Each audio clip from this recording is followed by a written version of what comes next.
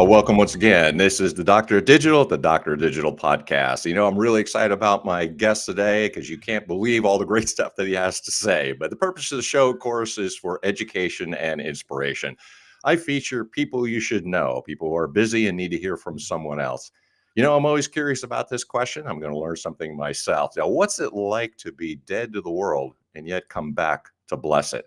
Yeah, that's the story of Lee. Lee Whaley has an incredible journey from being DOA to a founding faith, not fate ministry. It's a powerful transformation story we all need to hear. Lee is a published author of My Story for His Glory, an established speaker, and a fantastic guest for the Doctor of Digital podcast, and I convinced him to come on today. I'd like to know more about this story of turning multiple life-threatening challenges into a thriving ministry and a speaking career. And it's deeply resonate with all kinds of people today, business leaders, entrepreneurs, visionaries who are looking for authentic leadership. And with that introduction, I'd like to welcome Lee to the program. Great to have him today. Lee, how are you doing today? Well, hello, Dr. Mick. I am doing wonderful, and thank you so much for having me on your show. I consider it a great privilege. Well, the privilege is all mine because you had an absolutely incredible story. So please tell us, how did you get to the point where you are and what happened to you? Well, we don't have time for the whole thing, but I'm going to tell you some highlights of what happened to me. For example, when I was 3 years old, I was born and raised in Michigan, and we was at Lake Erie. And at 3 years old, I walked off the end of the dock while my parents were putting the the boat into the water. Well, my mother started screaming and all kinds of things went on. I sunk to the bottom of the lake. My uncle ran down to the dock and looked down where I jumped in.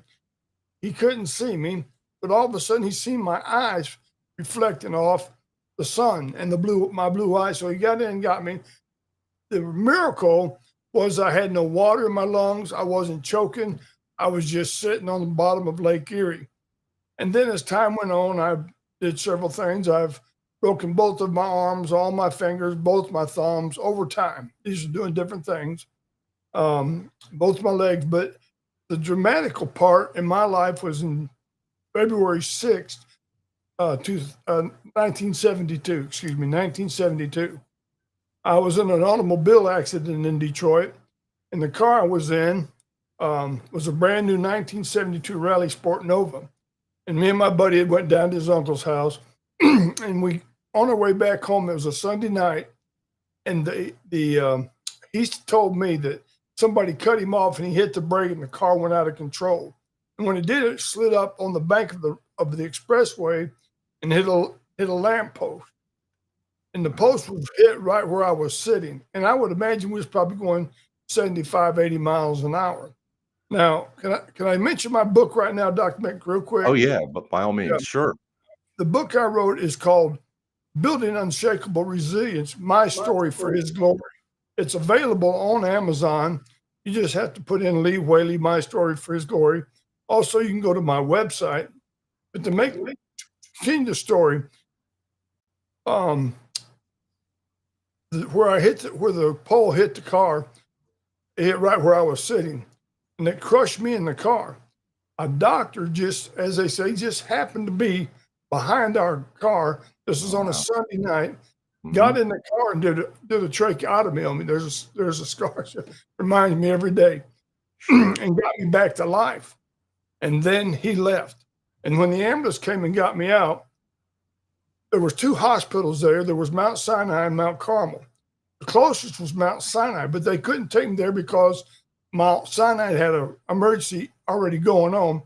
So they took me to Mount Carmel. At Mount Carmel, there were 5 doctors there for a special meeting on a Sunday night, and I needed all 5 of them to work on me. Bone, blood, all kinds of stuff. The details are amazing. But I died 2 times on the operating table, and they got me back to life. And they had a machine there that they put me on to keep me going. Now, what happened was both of my legs were broke. All my ribs on my right side were broke. My right lung was punctured. My spleen was ruptured. My stomach was ruptured. My head was like the size of a basketball. My right eye was knocked out of the socket, and my right temporal lobe was crushed, and I was unconscious. I was dead. Now I've heard the stories of people saying, I came back, I remember going to heaven. I really don't remember anything. I've I got see. a reason why I'm saying that. It was just pure black, and I was unconscious for 5 days. But anyway, to make the story, what they told my parents to get the family together, I wasn't going to make it. That's what they Yeah, said. We've got him alive. He's on a machine, sure. but he's not going to make it. They said he may have a 10% chance. So my sister and her husband lived in Atlanta, and of course they drove up to Michigan, and everybody was getting ready to do a funeral. But a couple of days go by, and they said to my parents, well, it looks like he might live. I mean, they've got me on this machine that's still keeping me alive. I'm in Yeah. intensive care. And I remember nothing about the wreck. I remember nothing about any of it. I just know that it was like when I finally did wake up, which was 5 days, I couldn't understand it, but it was like bam, bam.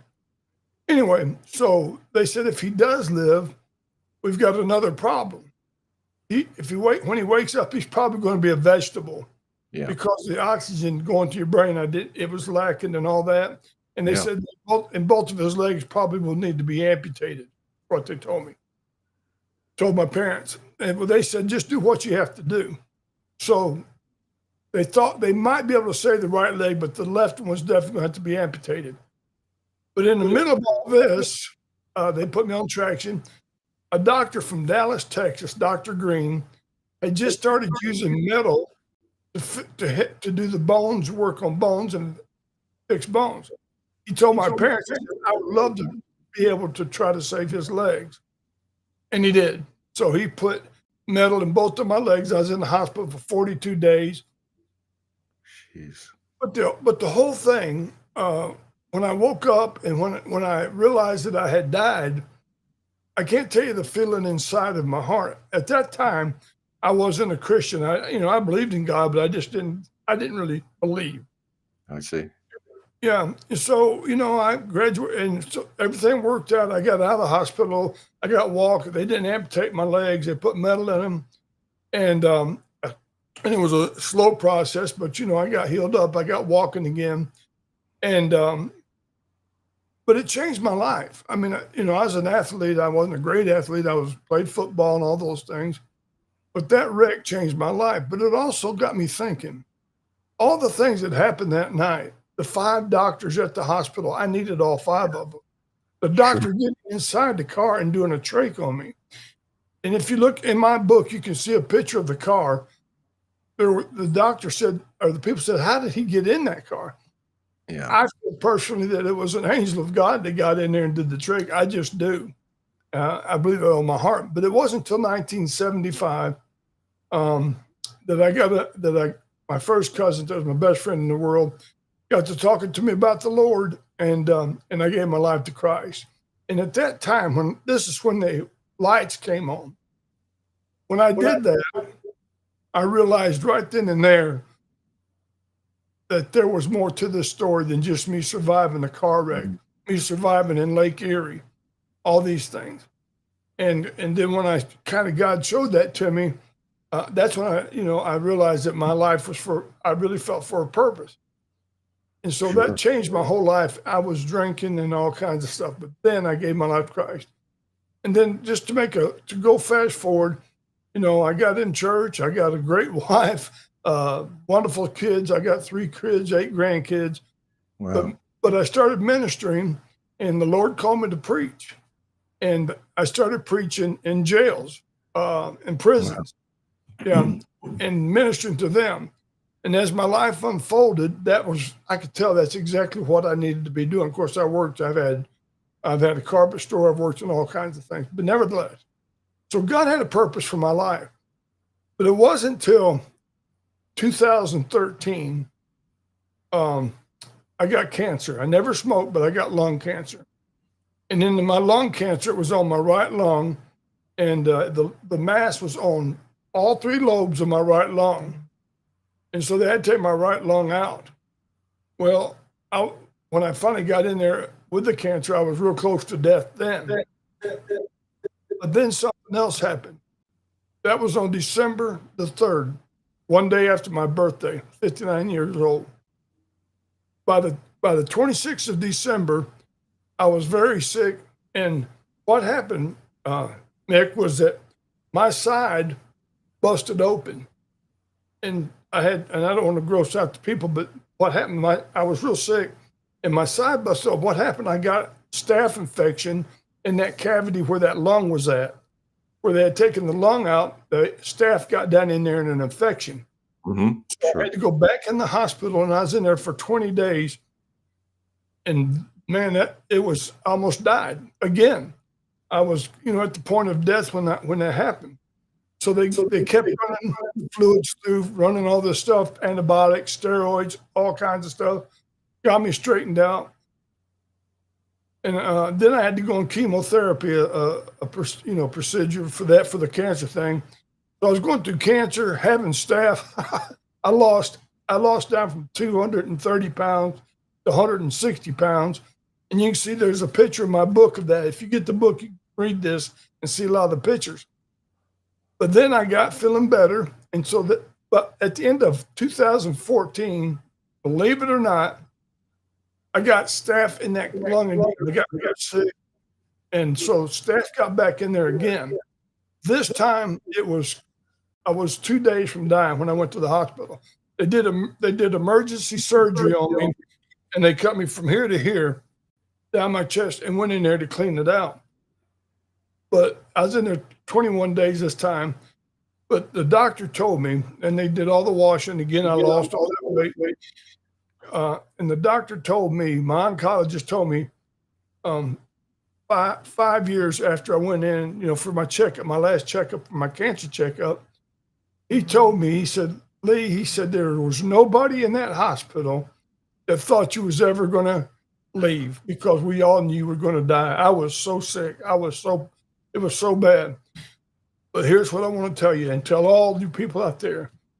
I truly believe that through resilience. I mean, everything that happened to me in my life, broken bones, broken arms, my left arm, if you can see it, it's crooked as a snake. And so these things happened over my life, but the resilience kicked in.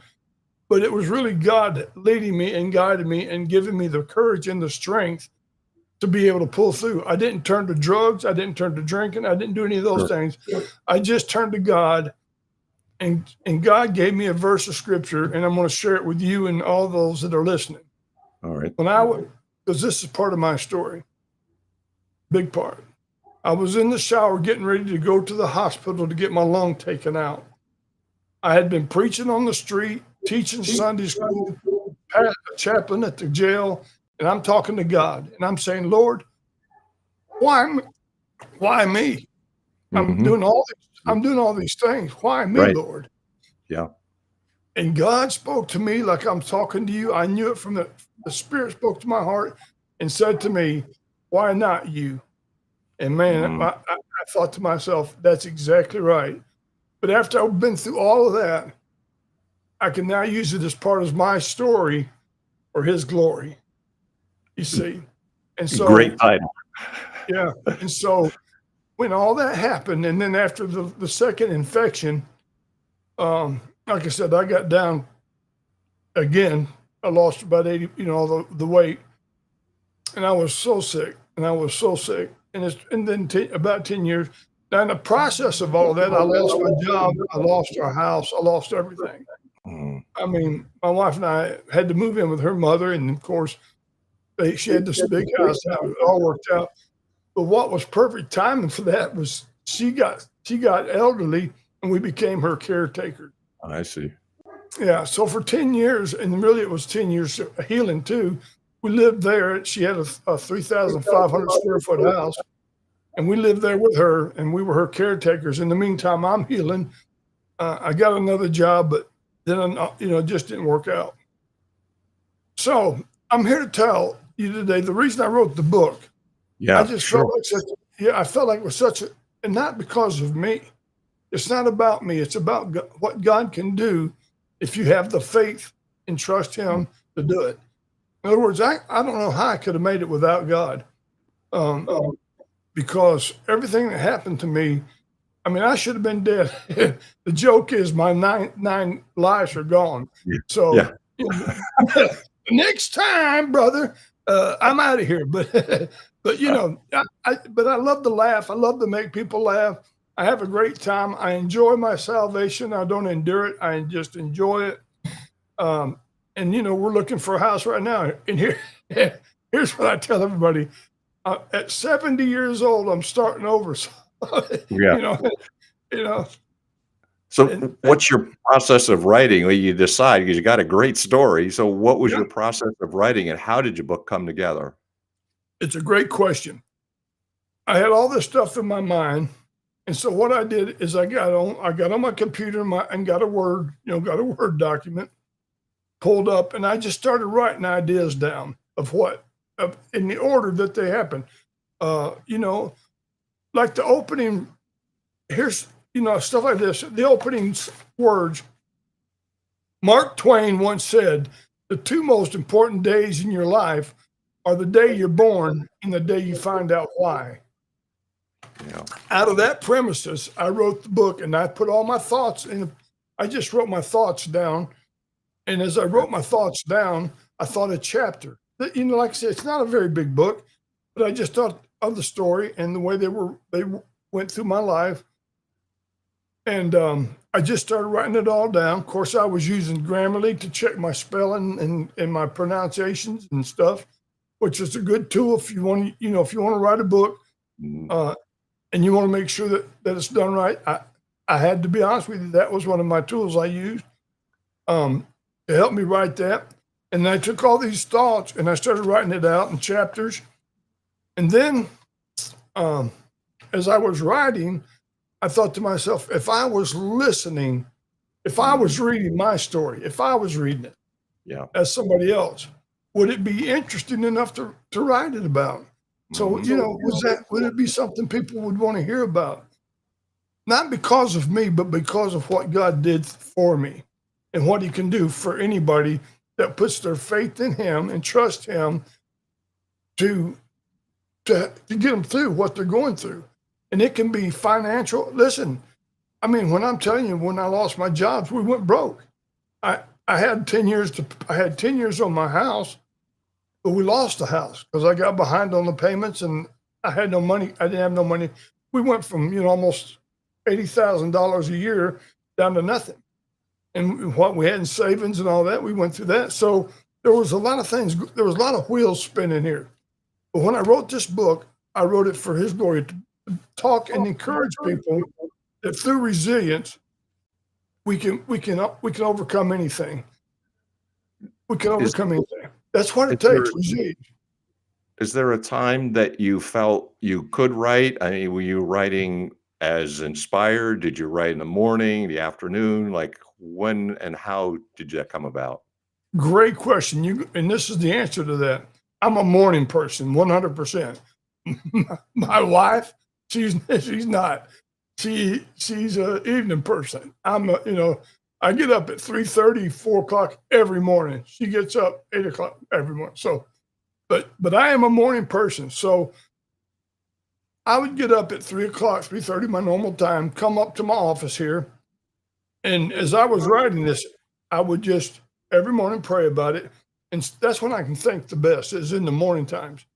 And so I would just write, and as I would write, I would go back and think, well, now, is this something that people would want to hear about?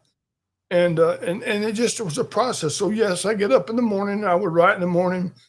A lot of times I would just meditate, just think about, Hmm. is this something, my question was always, is this something people is going to want to hear? And if you do, you can get the book on Amazon. Lee Whaley, don't forget that, and crusadeforchrist.com, crusadeforchrist.com. So yeah, it was a process. But let me say this: I'm working on 2 more books too right now. Uh, this is something I've wanted to do all my life: is write a book. And I've got a library full of things I started and I didn't finish.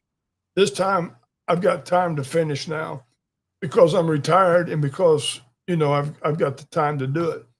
So I've got a couple more books I'm working on, Mick, and I'm real excited about that. I'm really excited, that this book is doing real good too. It's selling, and I'm getting responses on it. People call me and comment about it. But it was a process, and and I finally did it. I mean, there's probably a lot of people got a book inside of them, and they start to write, Sure. and they just get discouraged. And I've been discouraged a couple times, or not discouraged. I just didn't finish doing. Once I started, I just didn't finish. But this one, I was going to finish it no matter what, and I did. And so that was the problem. Set goals, reread it, keep your focus on what you're doing. If you're going to write a book, write it, because tomorrow won't come, and tomorrow's going to be gone, and yesterday's gone. You know that old song, right? Yeah. Do it while you can, because it's just a great accomplishment to me. And when you're thinking about who to publish with, could you just walk us through the process? Or traditional publishers, hybrid, and self-publishing? What did you think along those lines? Okay.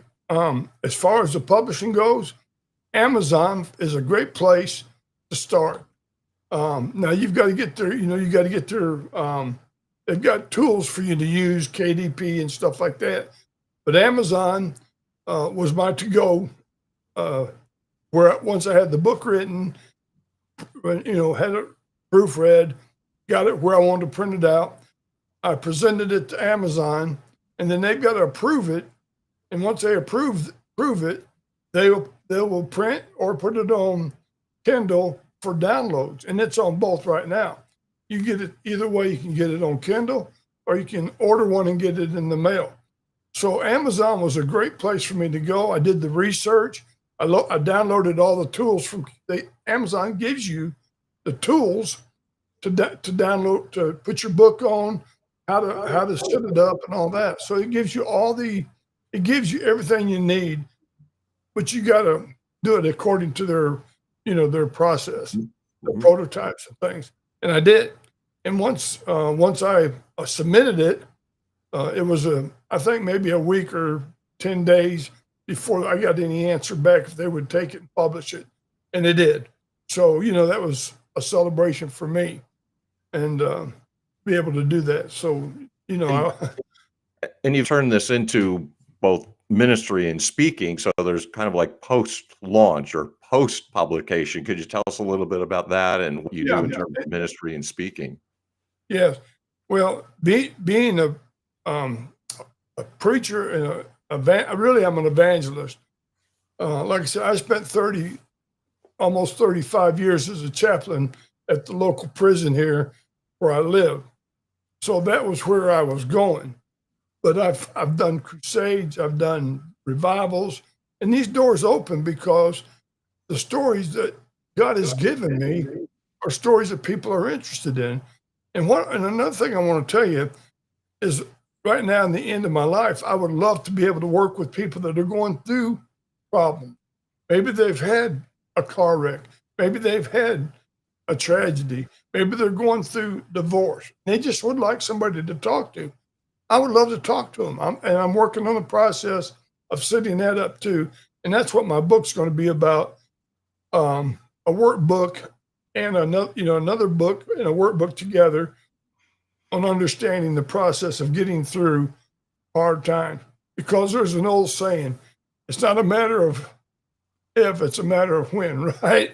Yeah. And so the opportunities come, and a book can open up the doors for you too. Sure. Because it gives you credibility, and credibility is something that we all need. So, I keep holding it up, but it's a good one.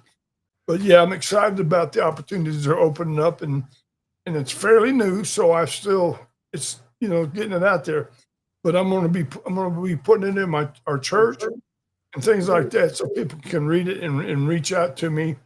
And it's got a QR code. I mean, I've got modernized. It has somewhere on there's a QR code. I mean, that's kind of cool, to have a QR code. Yeah. So, speaking of something cool, I didn't want to be completely remiss, because in terms of your work background, you actually have got a contact with, I would say, Brush with Greatness. It's My Pillow Guy. Could you tell us about that? How did you come across My Pillow Guy? Well, let me tell you, a good friend of mine, Gary Rogers, we did a commercial. Okay, here's how it happened. In the process, and I wish I had one in front of me, I don't, but you can go to my pill and see it. In the process of life, being from up north, one day, one day I went out and it was snowing and ice was all over my windshield. So I went in the house and I got a Tupperware lid. Make a long story short, and clean my windshield off. Well, I invented a snow scraper that is round. It's got teeth on it. It's got an edge, straight edge on it, and plus it's round and it's got a handle on it. And it was, quite an adventure to get all that done. Got it patented, and when Mike Lindell and them seen my commercial that Gary made for me of using that, and you can go to my store under the automotive part and see that it's called the Speed Scraper. And it's all patented and everything, and we got it on Mike Lindell. So it's part of that process too. That you never know till you try. But yeah, that's exactly how I got to know him. Sure did through the product, right? It's quite a background. And so you had mentioned, I'm always interested too, your future, like a couple books, and what's the nature of the books? They're workbooks or in companion? Yeah. Okay, this. I'm glad you asked because this is really important to me.